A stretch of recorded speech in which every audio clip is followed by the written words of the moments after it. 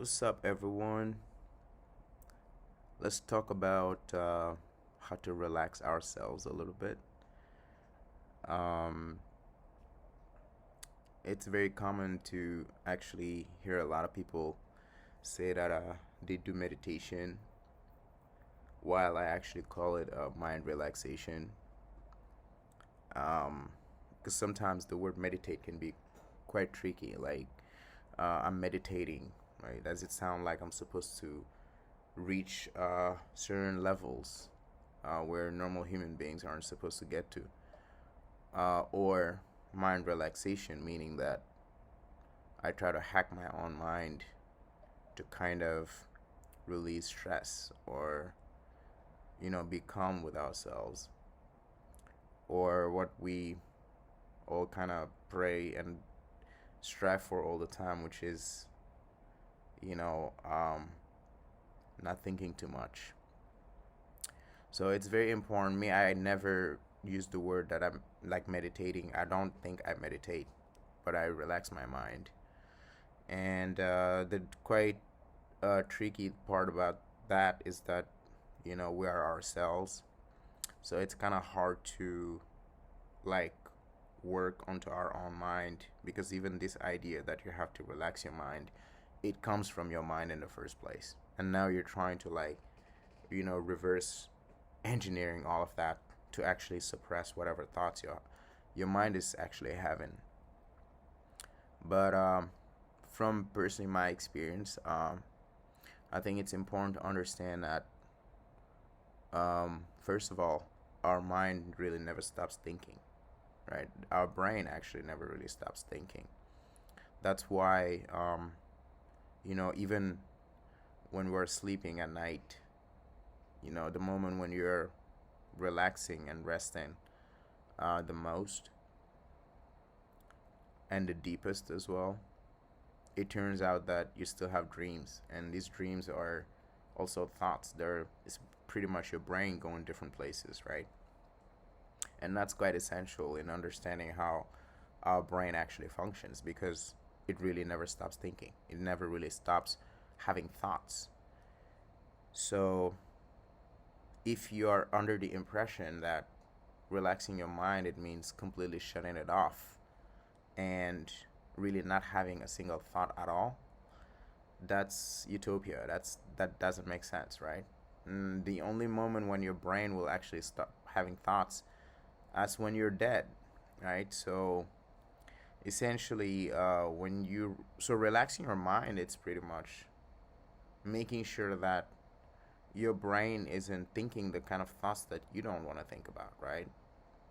Imagine like you got a lot of work going on, life situations and things that kind of stress you, that are usually quite external, meaning coming from life and and all of that, and you don't want to think about it. You want to have this moment where those thoughts don't come to your mind.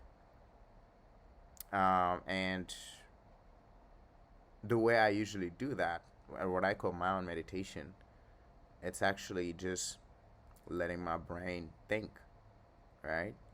Since we're all trying not to think, but I'm actually saying that you need to let your brain think.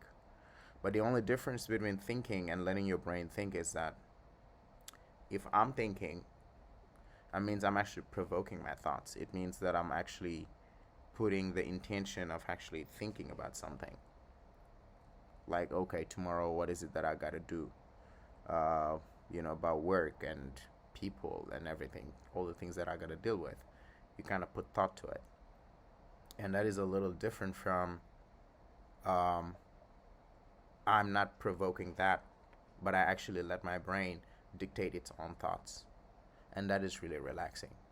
Because if you ever try doing that for like 10 minutes, what you're going to find out is that by the first minute, you know, you're you're going to be thinking about the stuff that you just did or that you have to do.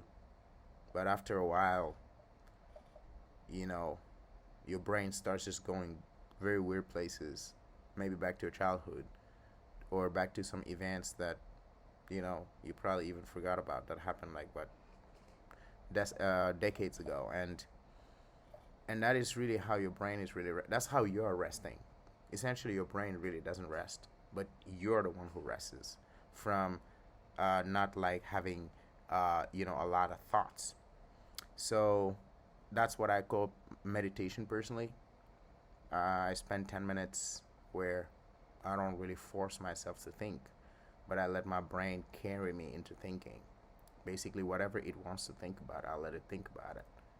And it's a pretty beautiful experience because when you do that, you actually notice that, well, um, you were not even aware, like the things your brain was coming up with. You were just somewhere else.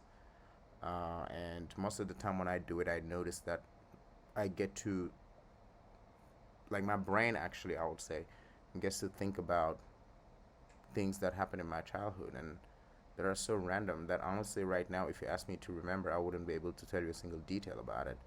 But to just say that all of those things, all of the pictures, the images have been collected into your mind, and then your brain actually knows, but just decides by some weird magic what it wants to think about, and that you shouldn't force it.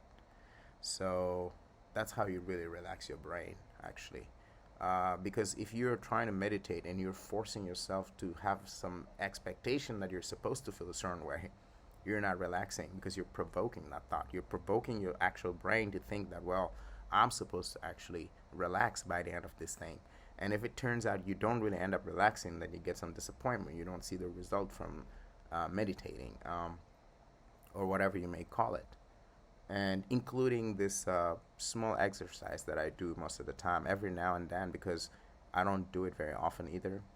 And the reason to that is because sometimes by making it a ritual and a habit, it becomes another way of, like, another source of stress. Because if I don't do it, if I skip it, I'm like, oh my god, I skip my ritual. And so so essentially, this whole idea is just how to let your brain be itself, and knowing that you don't have to provoke all of these thoughts onto it. You let it think on its own, and then, yeah, you can give it a try, and you'll find some pretty interesting results from it. All right, that's all I wanted to share. Thank you. I'm out. Bye.